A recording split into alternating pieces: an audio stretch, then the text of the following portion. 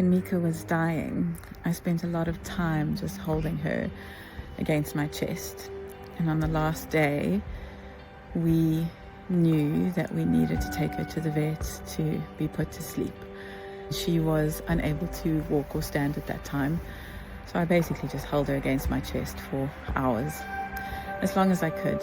And I'd hold her here and I would sing to her, and she'd feel the resonance and vibration of my voice, and she could feel my heartbeat.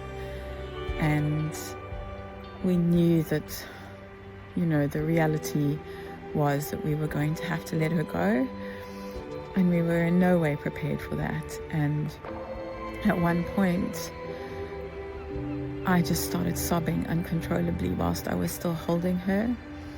She was basically immobile except for being able to kind of turn her head.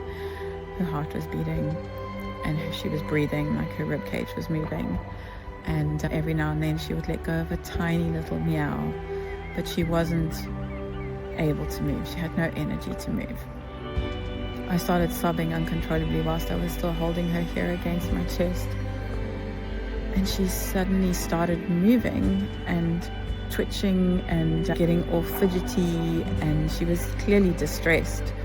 And I realized she was distressed because of me sobbing. And I immediately tuned into my heart rate, which was through the roof. My breath was just gasping for air. And I just thought how unfair this was for me to be imposing this on her when she was in such a delicate state. And immediately I just slowed down my breathing, slowed down my exhale, slowed down my inhale. And then my heart rate started to slow down.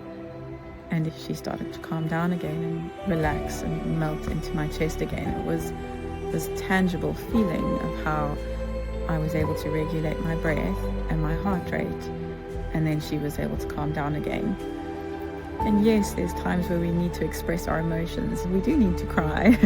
We do need to express our emotions in a healthy and a wholesome way, but to also just be mindful of how that can impact the world around us. And I don't mean holding back. I don't mean suppressing that emotion, but it was just a beautiful analogy for how significant that impact can be, and how when you're aware of that, you can really make that work to your advantage and to the advantage of the people around you by leaving a more positive imprint. And I just wanted to share that. I thought it was really valid, and I thought it was really helpful for me and might be for you.